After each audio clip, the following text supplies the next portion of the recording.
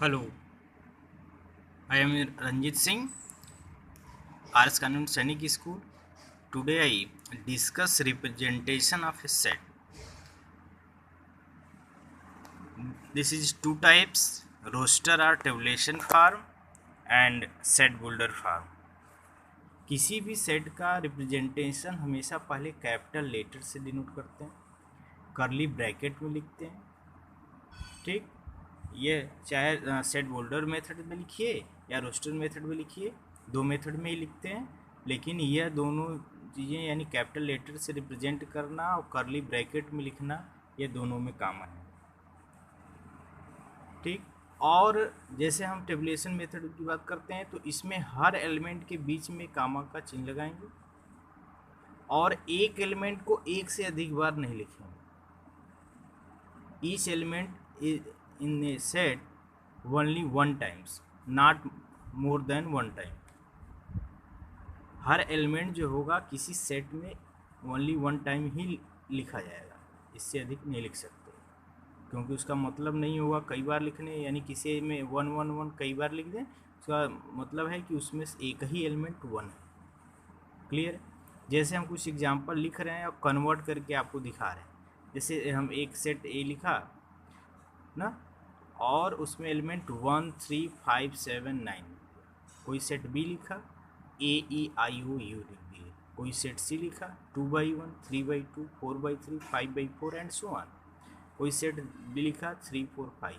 अब इसको हम रोस्टर फॉर्म में दिया हुआ है, रोस्टर या टेबुलेशन फॉर्म में दिया हुआ है, हम इसको कन्वर्ट करेंगे सेट बोल्डर मेथड में।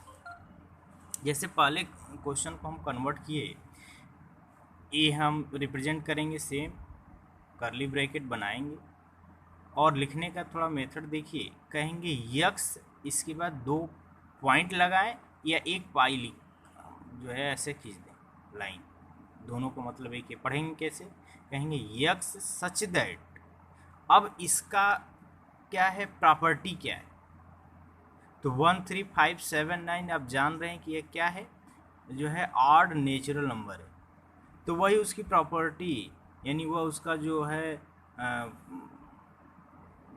क्या है प्रॉपर्टी, वही इसमें लिख देना है। कहें x is a odd natural number, dash dash लगने का मतलब आगे भी होगा, इसलिए जो है ऑड नेचुरल नंबर लिख दिए, आगे भी ऐसे जो 9 है, फिर 11 है, फिर 13 ऐसे हो गया। ठीक है, अब जैसे AEIOU है, तो इसका क्या है प्रॉपर्टी, क्या यह क्या है, वावेल है किसका, इंग्लिश अल्फ़ाबेट का, तो अब ये लिखेंगे x such that x is a Wavell in English alphabet.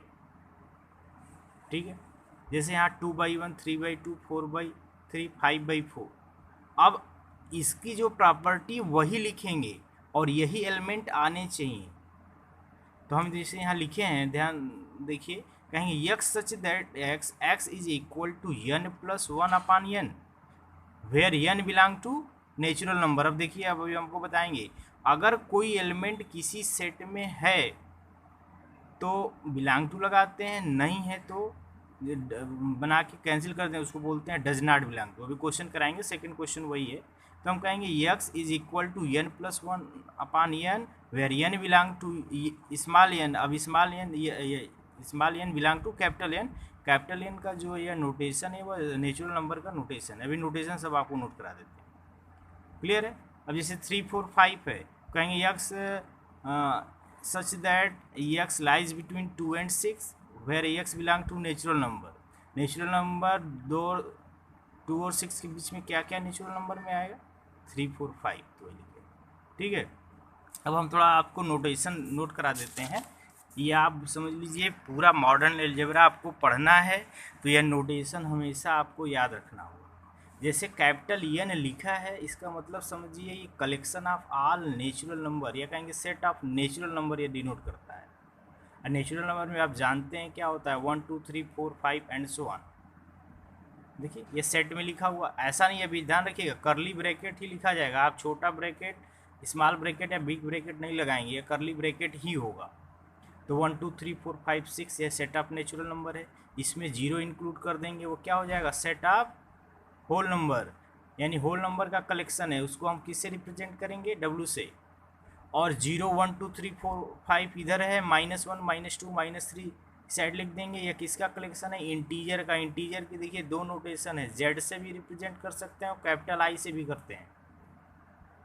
ठीक है, अब देखिए हर हम यहाँ डार्क बनाए हुए हैं। डार्क का मतलब है कि ये आपको जो समझ लीजिए ये सेटअप जो है सेट रिप्रेजेंट कर रहा है।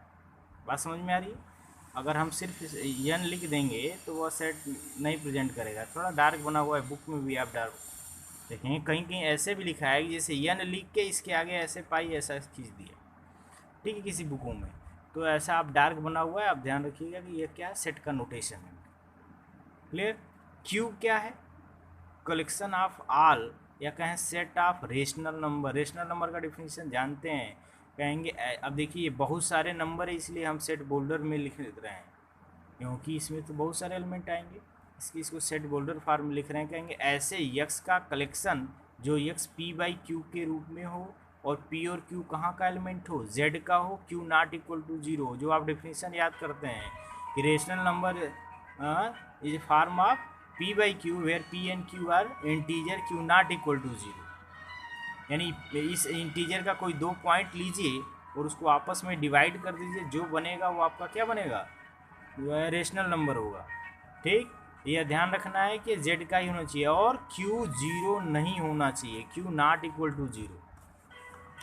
तो आपका जीरो भी एक रेशनल नंबर है, वन भी रेशनल नंबर है, टू भी रेशनल नंबर है, क्योंकि जीरो को हम 0/1 लिख सकते हैं, वन को 1/1 लिख सकते हैं, टू को 2/1 लिख सकते हैं। तो यह जो है जितना जो है नेचुरल नंबर है वो भी रेशनल, जितना होल वो भी रेशनल, जितना इंटीजर है वो भी रेशनल होगा। ठीक, इरेशनल क्या होता है कि जिसको पी बाई क्यू के रूप में न लिख सकें ना पी बाई क्यू के फॉर्म में न हम रिप्रेजेंट कर सकें, वही हमारा इरेशनल होता है। और ये आप डिफिनीशन 10th में पढ़ के आए हैं, 9th में, कि नॉट रिपीटिंग नॉट टर्मिनेटिंग। ठीक है, इसको भी समझे। यानी हम कहें √2 तो √2 आप कहेंगे कि √2 तो हो जाएगा सर, तो √2/1 लिख सकते हैं क्या? लेकिन √2 क्या नेचुरल उसमें इंटीजर में बिलोंग करता है? नहीं बिलोंग करता है। तो √2 आपका जो है क्या, इरेशनल है। √5 क्या है? इरेशनल है ना। √5 कहेंगे सर √5/1 तो हम कह सकते हैं, लेकिन क्या √5 जो है आपका इंटीजर में बिलोंग करता है? नहीं, इंटीजर में कहीं √5 नहीं है। ठीक, उसके बाद कैपिटल आर क्या होता है? कैपिटल आर कहते हैं रियल नंबर का कलेक्शन, यानी सेट ऑफ रियल नंबर। और रियल नंबर में आएगा क्या कि जितना इंटीजर है, जितना रेशनल है, जितना इरेशनल है, सबका कलेक्शन कर लेंगे, वही हमारा रियल नंबर होगा ना भाई। इसी every natural number is irrational, every whole number is irrational, every integer is irrational ना। तो दोनों को कल, यानी कि every natural number is a real number, every whole number is a real number, every integer is a real number, every rational is a real number, every irrational is a real number. तो सब ऊपर का जितने भी number सबका collection ही real number होगा। R' क्या होता है? इमेजिनरी नंबर का नोटेशन। कहेंगे इमेजिनरी नंबर होगा क्या कि x is equal to under root, यानी स्क्वायर रूट में निगेटिव नंबर, जैसे रूट में -1, इसी को आयोटा कहते हैं। ये आपके सिलेबस में कॉम्प्लेक्स नंबर पढ़ाएंगे आगे चैप्टर में। नहीं, अंडर रूट -1 ऐसा कोई नंबर है, इमेज किया गया है, यानी इसी को हम आई बोलते हैं। तो रूट में -1, रूट में -2, रूट में -1/2, रूट में -1/3, रूट में जो है -5, कुछ भी, ये सब क्या है? Imaginary number. ठीक है, तो इमेजिनरी नंबर का नोटेशन क्या है? R'। और इरेशनल का T और Q' दोनों से है। T जो है आपको NCERT बुक में दिया है, Q' भी कहीं कहीं दिया जाता है। ठीक है, और कॉम्प्लेक्स नंबर यानी collection of x such that x is equal to a plus IB, यानी a क्या होगा? रियल नंबर का जो है एलिमेंट होगा, और IB किसका होगा? इमेजिनरी नंबर का। यानी अगर कोई नंबर को a प्लस IB के रूप में हम रिप्रेजेंट करें तो वह हमारा क्या होगा? Complex number. हम लिख सकते हैं कि every number is a complex number, every number is a complex number. जैसे 2 है, 2 प्लस I0 लिख सकते हैं ना। कहेंगे रूट में -1 तो कहेंगे 0 प्लस I, रूट में -1 को ही तो I लिखते हैं। तो every number is a complex number. तो ये आपका नोटेशन है, यह नोटेशन आपको याद रखना है। क्लियर है? ओके।